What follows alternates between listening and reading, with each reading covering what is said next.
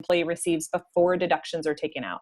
So when you will be receiving a contract or a job offer or an official offer letter from a company, it's going to be your gross pay, so your overall.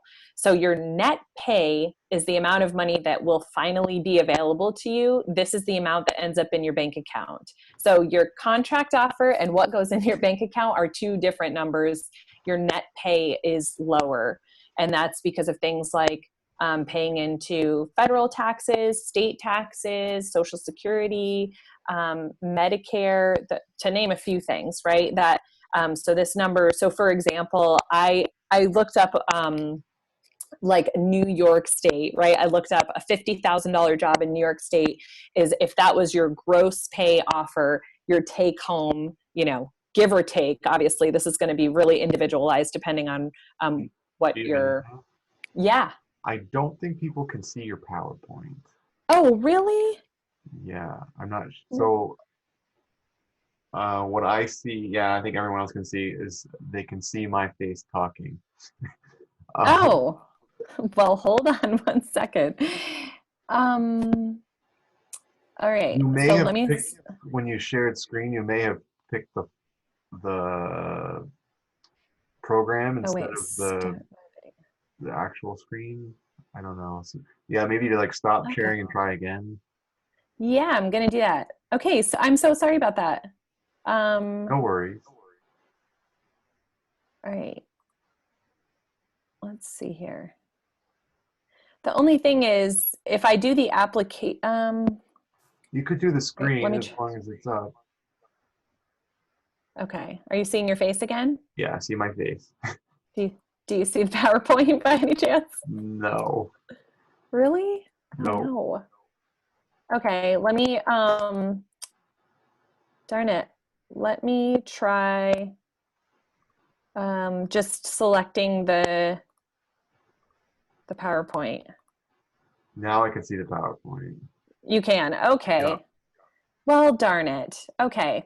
You didn't miss, well, here we're only on the third slide, so you didn't miss too much in terms of the slide, the slides. Okay, so we're good?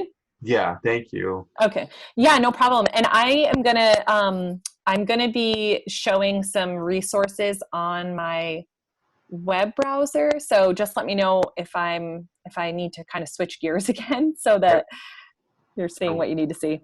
I will, and what I'm gonna do, just so folks know, I have two little Yeah. kids at home, so I'm gonna mute myself. But if you need me, Giovanni, I'm listening. So Okay. you're okay. Okay, awesome.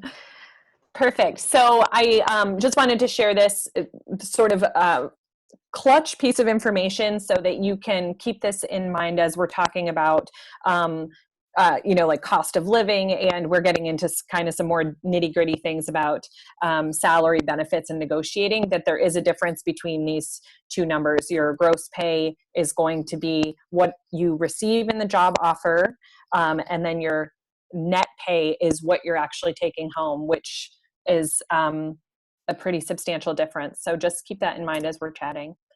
So the big thing is many of you are probably at different parts in this process of job searching and interviewing and sending in resumes. And if you've already received a job offer, that is amazing. But just some reminders, as regardless of what sort of stage of the process you're in, is the value in knowing your worth, right? So what title are you interviewing for, and what is its market value? We'll get into some good resources in a couple of slides about how to begin to start doing this research. But you want to know, I mean, essentially, if you're applying to be a teacher, what does the salary look like in the specific place that you're applying, and what does it look like throughout the state, and where are you going to get the most bang for your buck, essentially, right? So, and then thinking about pay grades, pay bands, pay budgets. So all have lower and upper ends. So employers are working within a spectrum of options in terms of what they can offer, what their lowest they can go, and what their highest they can go based on their budgets, which also are in a spectrum, right?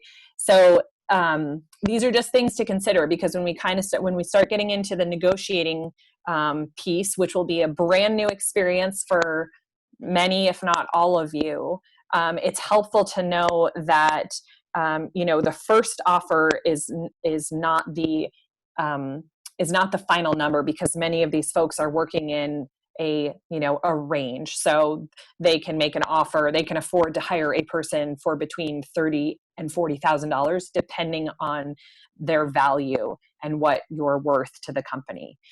The goal obviously being to get to the highest amount within your bracket.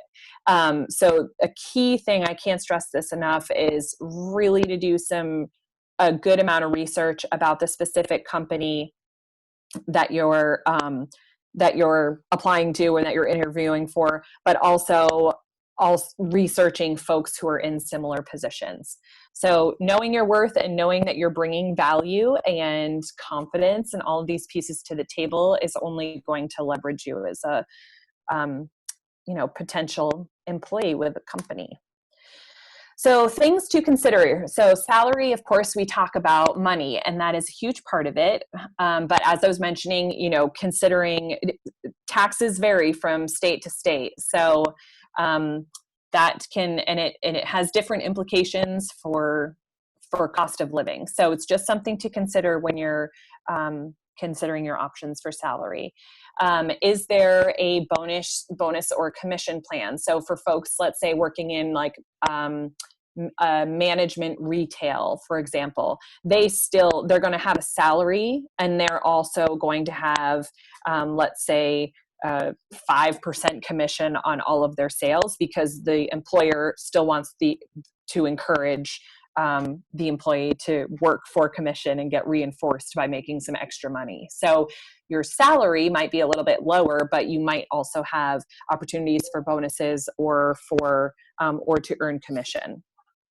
Profit sharing, right? If the company does well, then the idea being, if the company does well, they'll share their profits with their employees. Benefits, which we'll get into in a little bit, includes things like paid time off, working from home, of course, your health benefits, et cetera. So we'll get into that a little bit more in terms of what are a bit of a list of all the benefits that you can consider in a few slides. Company car, is there a commute to work? Is your 40-hour a week going to actually be a 50-hour a week with having to get to and from work? Because all of a sudden, 50-hour, let's say $1,000 a week divided by 40 hours is going to look more per hour than, of course, dividing it by 50 hours a week. So you have to put sort of a value on your time too when you're thinking about these pieces. Salary versus cost of lifestyle. There's some pretty awesome resources for thinking about what it would take for you to live in a different spot and how much money you would need to make at one place versus another. I'll show you some of those in a little bit. Your work schedule, travel schedule, social life for, whether you're single or partnered, what that's going to look like, the size and type of your organization. Are you moving to a new place and going to be in a small 3 or 4 or 5 person office? Are you moving to a bigger city with bigger company and there's going to be opportunity to kind of meet more people? You're really thinking about taking your first job. There's a lot of things to consider, obviously salary being a big piece, but then there's all these other pieces that are going to add or take away from your quality of life, depending on sort of how things stack up for you and what you feel like are your priorities. So, even clothing, like what are your expenses going to look like in that department? The climate, do you want to be in a 4 seasons place? What are your activities going to look like? Do you want to be in a warmer climate? I mean, there's a lot of options in the South, and it tends to be a cheaper cost of living, but is that something that, you're willing to kind of wager on? thinking about the type of community you're going to be in, urban setting versus rural setting, the ease of getting from point A to point B, general cost of living, as I said, we'll look into that a little bit more. Availability and cost of suitable housing. So I have, just to give you a little insight, I've moved quite a bit over the years, and I have thankfully had really good luck with housing, but it is so, I mean, it requires a lot of sort of legwork and preparatory work to find yourself, especially if you're trying to move and take a new job in a new place without actually being in the place, right? Kind of going through that apartment hunting and this, that, and the other thing. But just looking up cost of housing so you kind of know what you're getting into relative to your pay, right? Relative to your salary, because all of these pieces kind of need to line up in the bigger conversation we're having, which is really about what is that net pay that you're taking home to create a budget for yourself. Cultural recreational activities, and then proximity to academic institutions, shopping services. This is just part of getting around. Little things to think about if you're moving to a spot that doesn't have laundry. What's it going to look like for you to be able to do your laundry? Do you have transportation? Are you going to have to do, just kind of small details. There's a lot to consider, and it can feel obviously really overwhelming. Also, we're throwing a lot of information at you. So know that there are a lot of resources to help you sort of prioritize and quantify and organize this information along the way so it feels a little less daunting. I mean, the idea being today is to kind of just give you an overview of things to think about, money and beyond. Also, Morgan is navigating the chat. So if folks have questions, feel free to ask them there, and when there's kind of a good pause, we'll address some of those as we go on. So this is the part where I would like to go in to show you some examples on online, but I don't want to compromise the screen situation. So Morgan, you'll just have to tell me how that's going. So if I need to kind of switch gears, but I did want to, only because I would like to show you these, but if they're not working for some reason, I can certainly go through them and explain how they're helpful. But as I mentioned, researching the company salary ranges and reviewing benefits package. This is, any of this research that you can do on the earlier end of things is really helpful, but certainly good information for you to gather if there is time in between a first interview and a second interview. A lot of places are going to do 2 interviews, if not more. And the second interview is usually the more in-depth and longer one, and you walking in with kind of a good sense of your own market value, the ranges and sort of the pay grades that the company is working within, and maybe what their benefits package looks like. A lot of times this information, at least an overview of this information, can be found on the company's website, but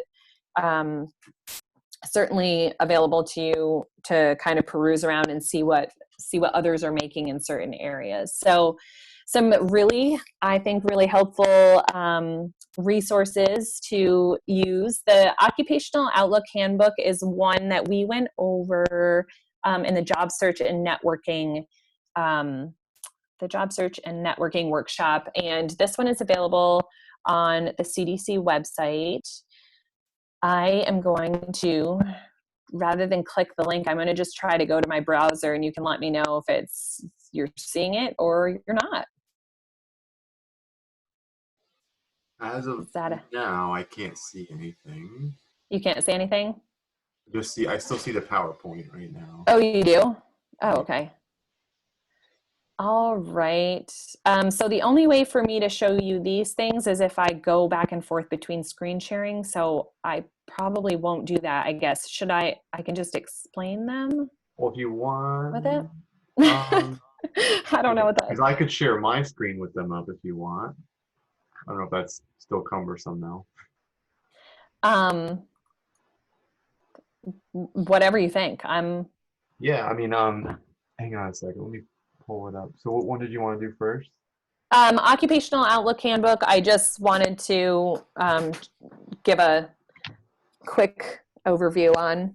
Thanks Yeah, for your patience, everyone, while we were navigating these technical challenges, which I've literally not had for the other two workshops. But needless to say, so Morgan is going to get his screen ready to share with you all if right. he. So I took over, and Okay.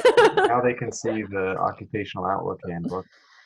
Okay. So really what I was going to concentrate on there, because I can't see your screen, was just where you can type in an occupation, let's say like an accountant, and get some statistics on Yeah. what, nationwide, what are the pay grades, what is the job outlook. I guess since you can still see my PowerPoint, Yep. I'll. So what I have now for students to see is that summary. So you probably saw you can search in the search bar up here for any type of position you might be interested in. Then you can see the median pay. And then it has a lot more information as well. Also, if you click on the actual pay area, it'll have a bit more detailed information for you there as well. Awesome. So that is the Occupational Handbook is a resource that's listed on on the Career Development Center website as well. So if you're having trouble remembering where to go, it's I'll definitely show them that really quick. cool. So under Platts Life Career Development Center, and it is under our job postings and career tools, and where is it? Occupational Outlook Handbook will bring you right to where we just were. So, okay, so they've Sweet. seen that. Okay. So the next one I was going to go over was Glassdoor.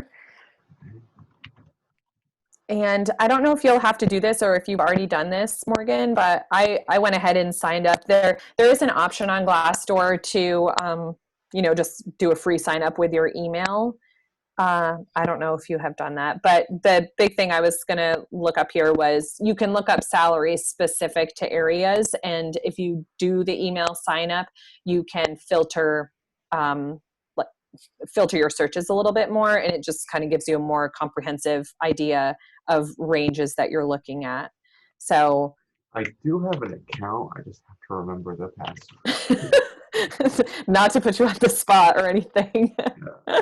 At work, I have it, but it's like remember the password. So we'll try a couple here, guys. Bear with me a second, because I would like you to see that. Oh, come on.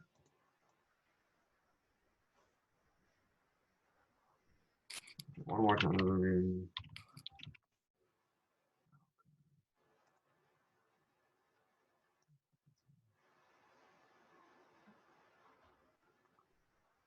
Yeah, I don't know if it's letting me get in like it normally would.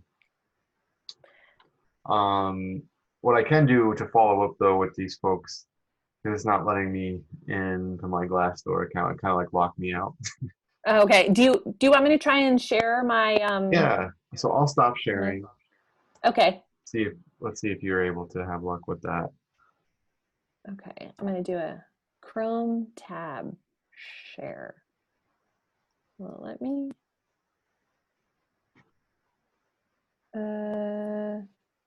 wow, you have to pick the specific tab that you're looking at.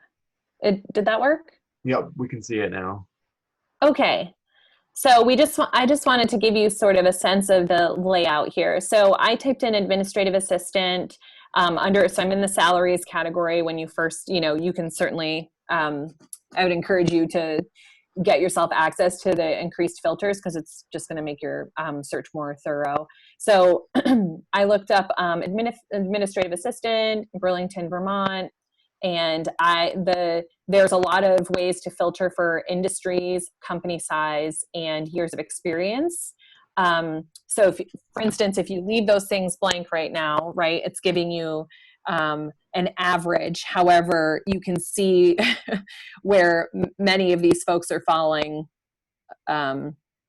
lower than that. And when you put in 0 to 1 year, which would obviously be folks who are new to the job market, like yourselves, right? You're looking at a lower average, but keeping in mind, there's not enough reports here to show a salary distribution. But you can search, you know, any number of things here. Let's do an accountant in Albany. If anybody has any things they're curious about and want me to type in and look up, send them to the chat, and we can do those specific ones. So an accountant in Albany, you know, we're looking at this as the average. Now, does that mean you're going to go and land a starting position at 50 grand a year? I'm not sure. I hope so, right? But it just gives you a frame of reference when you're going into an interview and when you're beginning to have these discussions with employers about money and benefits and negotiating. You know what you're talking about,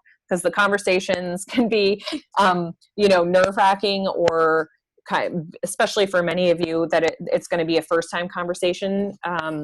It can feel nerve-wracking or overwhelming, and you're going to feel really prepared if you know this information beforehand. So Glassdoor is a really cool website. I encourage you to, and useful resource. I encourage you to check that out. I'm going to share one more. I'm going to share another resource with you. Let me. Okay. Let's see. Did this one work? Oh, this one. Can you see this okay?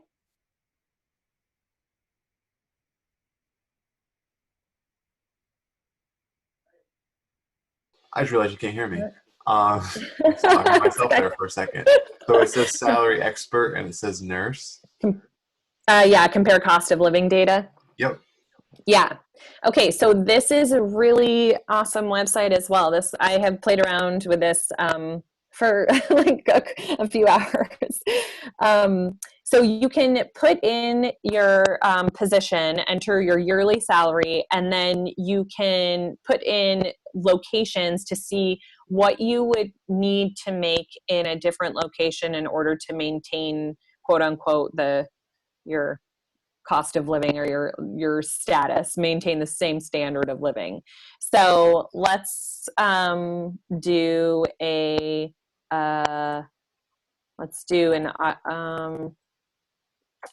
I'm thinking here, financial, all right, let's do a financial analyst. Let's do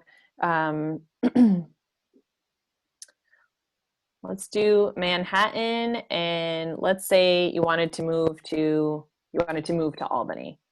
Okay, so this just gives you a sense, right? Obviously these are some hypotheticals because none of you are currently in these professional positions, but it gives you a sense of, okay, do I want to stay close to home? What am I looking at? How much do I need to save if I have my eyes on somewhere else? Is it smart to move right off the bat? How far and where am I going to travel to do these things? For example, I'm going to go back to nurse just for ease here so that you can begin to see the difference in cost of living. So let's stick with Albany, New York, and then let's think about San Francisco. This one was eye-opening.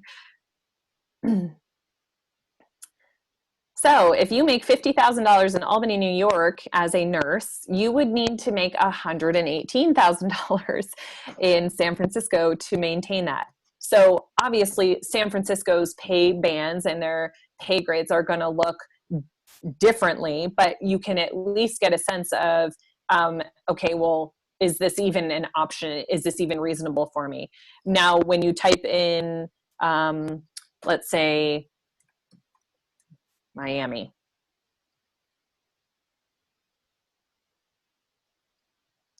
$71. So this is, you can look these up under, so if you go under for job seekers, I'm sorry, I didn't tell you this from the beginning. So we're looking right now in this one, the cost of living comparison.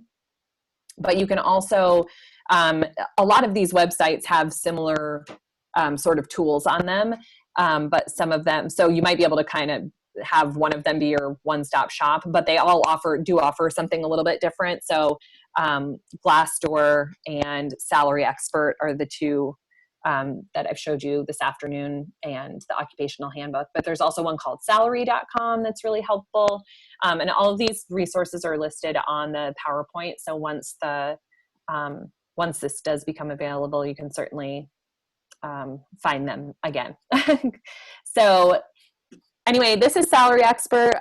Again, another resource that you can kind of dive into and see what you come up with. But there is a bunch of stats. So if you come down here, you can start to look at just different stats in general, and kind of get a sense of the big picture with regards to money and this job market, and other money factors like transportation and cost of living and all this jazz. So that is the oversight on that. I have to go back to change my screen here. So just give me 1 second.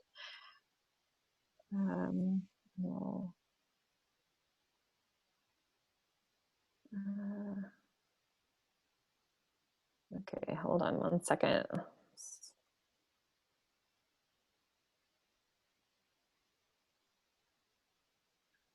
All right.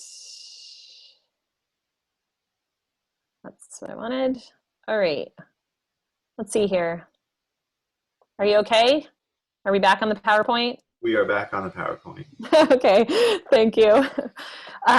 So again, this is all part of that research, and it just adds to you knowing your worth and what you're bringing to the table, and why this employer wants to hire you. So again, any questions, definitely shoot them to the chat so Morgan can monitor those. So thinking more about knowing your value, because part of walking in and having these kind of challenging or first time conversations is confidence. So knowing your value, what sets you apart from your peers? Why does the other side need you? Why does the employer need you? Thinking about examples of how you have saved money or made a positive impact with a previous employer, and what action did you take and what was the result. So for those of you, you might recognize the STAR acronym for those of you that were in the interviewing workshop. And the STAR acronym stands for situation, task, action, and result. So these are really helpful. I think these questions are actually really helpful to think about even before you go into a first interview, but definitely before a second interview, because then you start to get into those questions that are kind of behavior based. And what they want is for you to say, here was the situation, here was the task at hand, here's what I did, and here was the result, right? They want real life examples of why you're going to be, of what's going to set you apart from other folks in the pool with you, right? So all of these are going to exemplify how you're going to leverage your skills in the for them as the employer, right? So this is all part of your kind of your selling points. All right. So any questions about the salary piece specifically? We're going to move into benefits, and it's really just one slide because benefits could be probably an 8-hour conversation. There's a lot of things I don't know about with regards to benefits, mostly because you really can get into some nitty gritty, and every organization and company and employer benefit packages look wildly different. So for many of you, this will be the first time that you're having to evaluate a benefit package and kind of figure out how to weigh that out for yourself, because there's the conversation about salary, which is amazing, right? But then there's also the conversation about benefits, and how do these two things work together to make sort of the most comprehensive package for you to accept a job offer. So some things to think about, of course, insurance, right? General coverage, there's medical insurance, Do your benefits include dental, vision, or eye care, life insurance, accidental death insurance, business travel insurance, disability? We're looking at vacation. How many weeks of vacation? Is it paid vacation? Do you accrue vacation over time after you're there a certain amount of time? Do you get 2 weeks for the first 3 years and then every year after that you earn another week? Or, for folks in a school system, for example, I am a school psychologist a couple days a week and I work in Vermont. And obviously we have, a teacher schedule is a little bit different, but that's definitely part of one of the benefits of, sort of knowing what your calendar year is going to look like just for plan wise. So, definitely something to consider. The insurance pieces are obviously really crucial, but vacation is maybe some place that you could leverage yourself in negotiations a little bit, that in case negotiating a monetary number is, if they're maxed out or that's not an option, benefits is kind of the second tier that you can go into negotiating with, which we'll go over in a few minutes. Holidays, are they paid? Are they unpaid? Are you required to work them? Are they double time, overtime? Sick and personal days. For example, at school, when I was full-time, I would accrue 0.75 of a sick day per month. And so, that's how your sick time, that's kind of how your sick time adds up over the school year, essentially. And then 401k plans, pension plans. Right now we're getting into retirement pieces and sort of what that looks like. I know I'm sure a lot of this seems sort of a little bit abstract right now, but it'll all make a lot more sense when you start getting these job offers and kind of navigating these things. I'm definitely still learning about all of the benefit pieces, only because every organization is so different. As mentioned, the profit sharing, what are the stock options, if any, with the company, tuition reimbursement. So for example, we are able to take like one graduate class as part of our professional development, and the district covers the cost of that class because they want us to continue with professional development. So oftentimes there can be incentive for continued education. There's programs where, if you wanted to go on to get an MBA, what would that look like with your company, and would they support you? So tuition reimbursement, definitely a highlight if that's an option. Things like health clubs, dependent care. Now we're getting into things that a lot of folks with kids are thinking about, but this is going to be things that are coming down the pipeline, and it's good that even if it doesn't initially apply to you when you're first accepting a job, it's certainly really important to know what is a part of your benefit package, because time flies and some of these things might pop up sooner than you think. Not necessarily with children, but just even with health concerns or needing glasses or anything like that. So health clubs is like a gym membership. Some companies will cover that. Dependent care is, of course, child care. And sometimes they'll meet in the middle. Family leave, employee assistance programs, which are set up to, for the most part, help support employees with regards to just mental health and wellness and all around wellness. So for example, if you were feeling like you needed to seek counseling, a lot of times you can seek counseling through an employee assistance program, and the cost will be either waived or reduced. So there's a lot of perks within employee assistance programs. Overtime, travel, comp time, we talked about that. Parking reimbursement, commuting cost and reimbursement. Are you able to turn in your mileage? Is depending on what your travel is. If you have to travel between offices or buildings, is that covered, and what does that look like? And expense reimbursement. So for example, if you're doing a lot of traveling or you're on the road or you're going to conferences and this, that, and the other thing, what does it look like for your expenses to be recovered? Cell phone reimbursement. There's a lot of companies that will pay a portion of your cell phone bill because you're using it for business. So certainly the benefits list, this is kind of 24 common benefits that are included in benefit packages in terms of ones that we're seeing a lot. This is not to say that all of these things are going to be offered to you by any means, but certainly things to consider when you're getting these initial offers or packages. So benefits, any questions about benefits? Because we're going to move into the negotiation portion, and I want to leave time for some questions if that's we did get one question. Yes. And you'll recognize the name. It's Yeah. Brian. I knew it. He asked, it's a good question. Once hired, how long until a company gives you your insurance? I have experience with this, but I'm here. Go for it. Okay, so honestly, Brian, it really depends on the company. And that's, once you do get an offer, that's a question you want to ask. Because I don't know about you, Giovannina, but even from my own experience, I've worked at a few places where it started, the insurance started effective the day that I started working, which is great. That's like the ideal situation.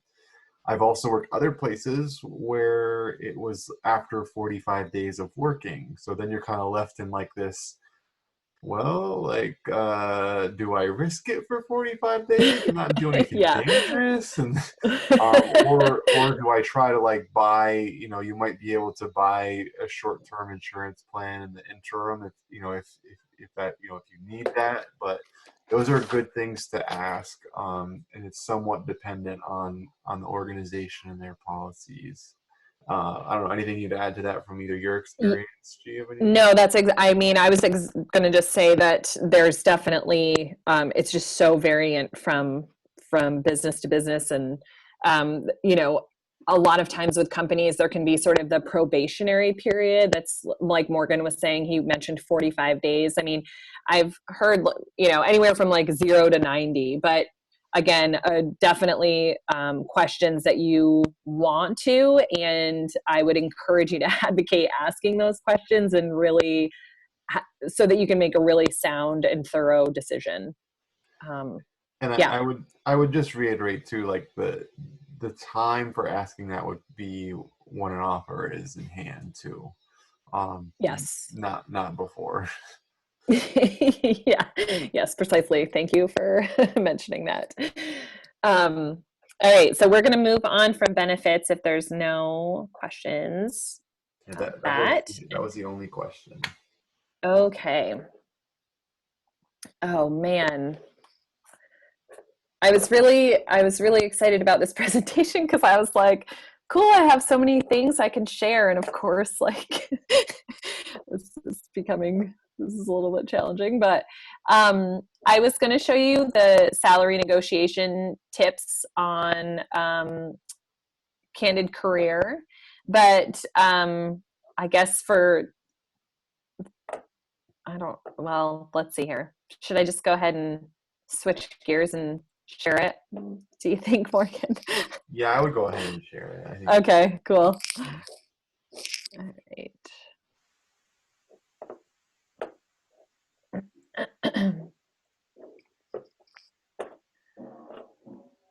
Okay.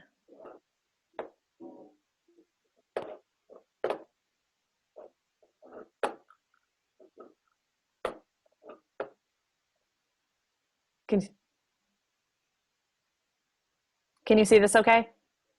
We can see it, but I couldn't hear it. Oh. Just try hitting play and we'll see what happens.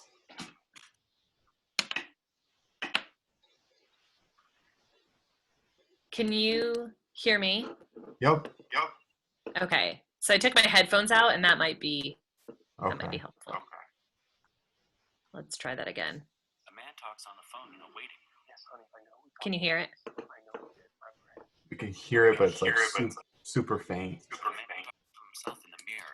How you doing? I need more money. Miss Glatzel, I need more money. Mr. Glatzel, not gonna take no for it. That's a little better. That's a little better. I covered it. Boss waits in his office. Should I keep it playing?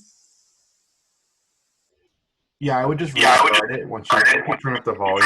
Oh, let me turn it bit. up here. Okay, let me turn up the volume there too.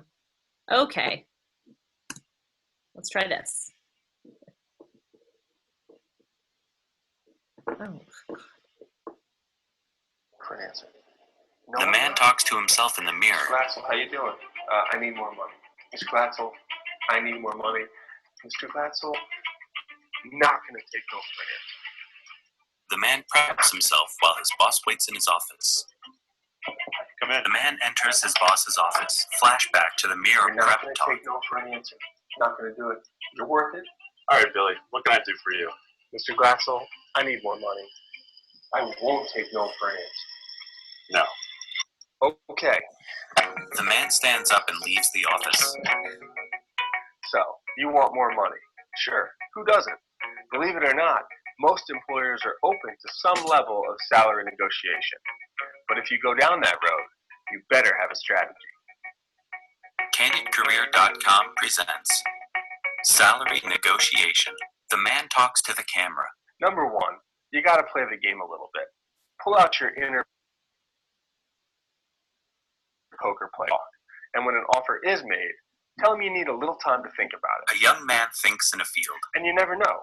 Merely pausing for a few seconds or telling them that you need time to think about that number may get you a higher offer right off the bat. A recommended strategy by Noel Smith Wankel is to let the employer make the first move. Never mention any dollar amounts until they do first. Some employers might push you for an actual number. If it's on an application, just leave it blank. If it's face-to-face, politely say that you'd like to learn more about the position or that you would accept any reasonable offer.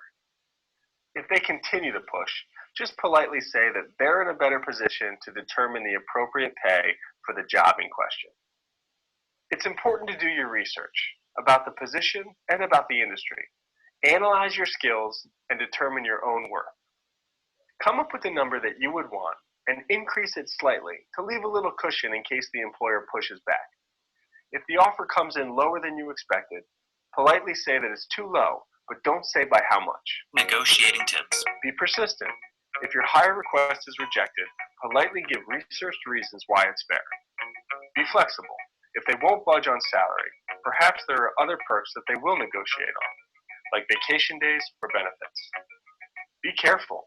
Don't make demands unless you're 100% certain that you're willing to walk away from the current offer on the table. And finally, the biggest mistake you can make is to not even try to negotiate. Remember, most employers are expecting you to. So be brave and go after what you're worth. CandidCareer.com. okay. Let me get back to the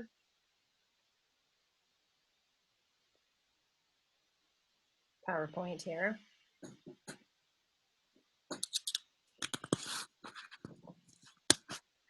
Okay, sorry, it just takes a second for the screen to pop up again.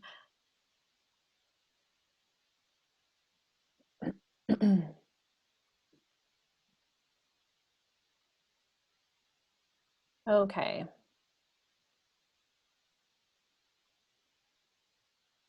Can you see this when this is like this, Morgan? Can you see my desktop? Or are you we just can see like just the kind of the navigation of the PowerPoint presentation. okay? All right. Well, I have a couple of worksheets that are we able to maybe send these to students after this workshop? Yes. They're just on my desktop, and I just don't want to waste time trying to go back and forth because we're kind of close to the end here. If you email them to me, I can get Okay. back to them.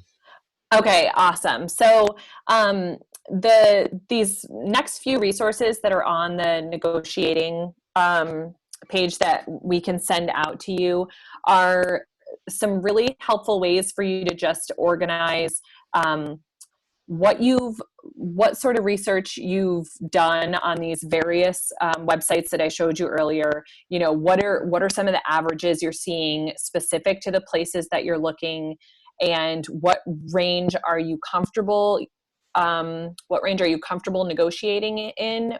What's the, thinking about like, what's your lowest offer that you're willing to accept, and what is your ideal offer that you're willing to accept. So the salary worksheet kind of helps you organize that. The salary negotiation strategy worksheet is really awesome because it gives you sort of like a side menu of other things that you can negotiate. So when we were talking about, obviously there's the money piece that you can negotiate, but then you can start to get into some of these other items that you can negotiate potentially if the salary piece is kind of maxed out. If that conversation has ended, but you're thinking about other ways that you can sort of leverage the package that and there's some really good sort of script ideas for going back and forth between the offer and the counter offer. And then the Red Sirens salary worksheet is just kind of a reiteration of what he mentioned in the video. Negotiate. Employers are expecting you to negotiate, and they want to know that you know how to do this. Plus, this also shows like another set of skills, right, that you're showcasing in this hiring process. Never accept the first offer. At least 10 to 20% on top of their offer. Obviously, this is going to look really different depending on the job, the location, all of the many factors we have been talking about. And if an employer encourages you to, is wanting you to give your range first, there are ways to deflect this. The worksheet has, the negotiating worksheet has some good scripts and ideas for just saying that you need some time to, that you essentially need more time to see kind of to evaluate things. So there are definitely ways that you can defer the conversation so that you're not feeling kind of backed in a corner and having to say a number prior to them saying one. And the final thing on this worksheet is just negotiate with confidence. You know your worth, you did the research, right? Humility, kindness, gratitude, and assertiveness. You know you can do the job, right? So the big thing here, and I think the most helpful piece for students, is knowing that you are able to negotiate, that it's expected that you're going to negotiate, and that there's a lot of pressure to graduate college and get jobs, and it feels like there should be this urgency to kind of accept whatever is thrown our way. But employers are also aware that that you've just graduated college. This is likely your first job, and knowing that you're going to add value and worth to the employer and the company is going to be indicative walking into these situations with confidence and kind of getting over the fear that might be associated with negotiating, and do it because you are worth it and you want to ask for what you're worth.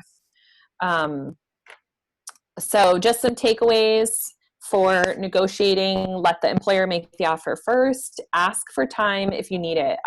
I've never been made an offer for a job and accepted right away. I've always said, I need some time to think about this. What is your timeline? How soon do you need to hear, or when would you like to hear from me by, etc. So especially for those situations where you're potentially thinking about moving, because obviously, as we've talked about, there's a lot of pieces that go into making that decision and making it a sound decision, because $50,000, let's say, is going to look very different in every single place that you decide that you were to plant yourself, right? It's going to look very different based on the cost of living and all of the other pieces that we chatted about. So as I said, employers are expecting you to negotiate. Do your research. These worksheets, I think, are really helpful, even if you don't actually complete them, just to kind of help you organize your thoughts and to really start to jot some numbers down that aren't just out in left field, and that you're negotiating with research and research and information that is valid and credible for these employers, potential employers, to consider when they're thinking about your offer. So that will be very evident, and I just want to encourage you to do research regardless of what stage you're in at the moment.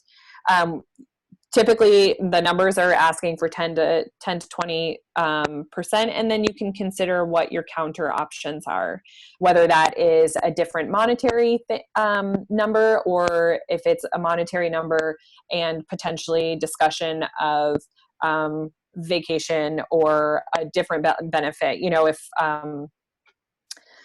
if there are I can't think of a good example at the moment, but vacation is definitely one that might be able to be leveraged. But any of those lists of the benefits that we were talking about a few slides ago, depending on what your individual employer is sort of offering, it can definitely be up for discussion if for some reason the salary piece or the money conversation, if they have maxed out, let's say. But if you really want the position and you really need more to make it work, then do your research and make a sound offer. And, who knows what the chances are, but it's certainly good practice. So we certainly want to encourage you to negotiate and give it a whirl.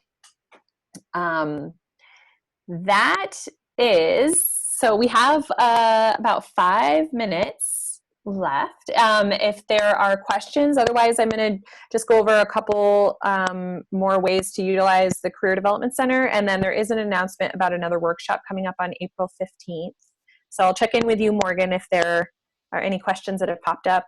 Yeah, so no questions. I'm here monitoring, but as of now, no follow-up questions. All right. No problem. So is there anything that you wanted to add, Morgan, about negotiating or any? I guess just like putting it in perspective maybe would be helpful. I would just say it'll probably feel awkward. 100%. Acknowledging that and then knowing that, especially the first 2 times you do it, it's the whole salary negotiation for your first job offer and for the ones that follow.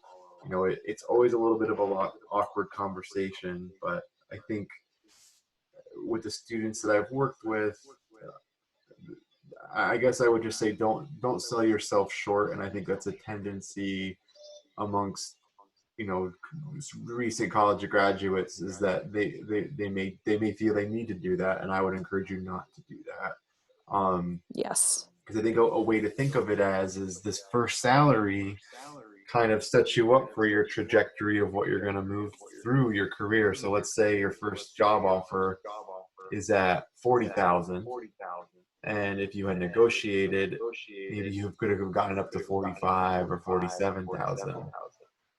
So then when you go to your next job, it can be a domino effect. So your next job, you may start negotiating, or you want to be paid similar to what you were being at the job you started to work at. It just kind of starts you off at a lower trajectory than what you could have been at. So, and the worst answer you're usually going to hear is no. So, yeah. It's unlikely that a job offer is going to be taken away. It just might not be at the salary that you want. So yes. take those things in perspective too can be helpful. Yeah, awesome. Thank you so much for mentioning that. Super helpful.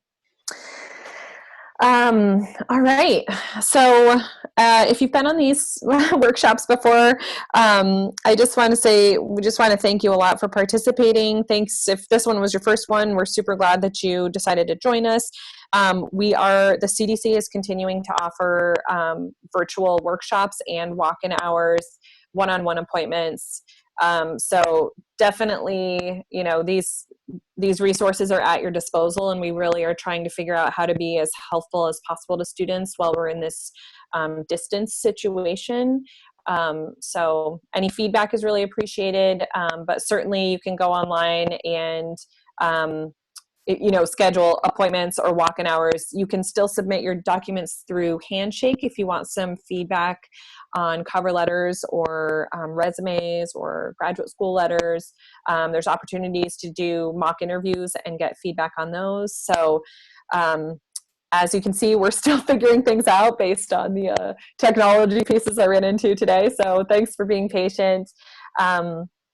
And I'm Giovannina. I don't know if I ever introduced myself at the beginning of this workshop, but I'm Giovannina Bucci, one of the career counselors at obviously the CDC, and I typically work on Mondays. So I've had a real pleasure leading these workshops, and hopefully we'll stay connected to you, and we can send those worksheets following this. And then the April 15th, our director Toby just wanted me to make sure to mention it'll be a financial forum with alumna Christina Ubel, and she is a financial planner in Plattsburgh presenting an interactive workshop. So if you do have any final financial questions or inquiries, she wants to know what's on your mind about money. So if you have a burning question that you want to send to the chat, we'll pass those questions on to Christina for that financial forum workshop. So you can,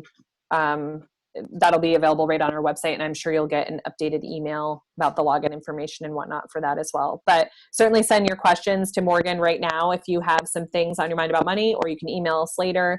But she really wants it to be as interactive as possible. So Yeah, and the last thing I'll leave you with there, kind of similar to what we're doing on April 15th, we're hoping to get a few more workshops set up through the rest of the semester with some kind of guest speakers. So just be checking Handshake and our events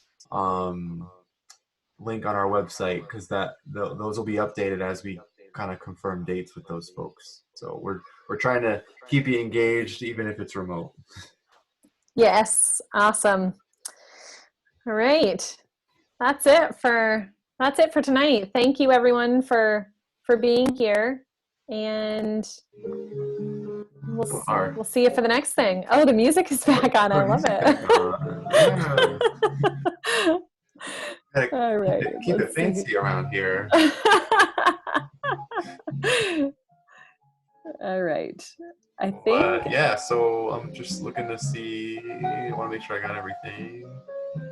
Yeah, I'm curious to see if any students will send in any questions. No, For them. I would say not as questiony a group as the previous ones.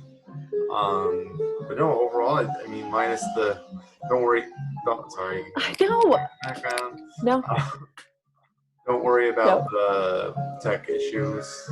Yeah, I'm so sorry. I know that's exactly what happened, and my trackpad on my computer stopped working. Oh no. Yeah, so that was Friday. So I was like having a little bit of a moment because I was trying to like reboot everything. And then I got a mouse, and my trackpad is just no longer working. And so I tried to update everything to troubleshoot the mouse situation. And in the process, I think I've probably done some interesting things to my, my computer. So Yeah. navigating that. Yeah. Well, no, good job. Hopefully things are going well for you across the week. Likewise. Yeah. Likewise. Yeah, they're going. Just, navigating all the things. So Definitely. yeah. Definitely. Well, have a good Awesome. evening, okay? Yeah, you too. Thanks a lot for your help, Morgan. I really appreciate it. No problem. Have a good day. Yeah, you too. I'll talk to you soon. Bye. Bye.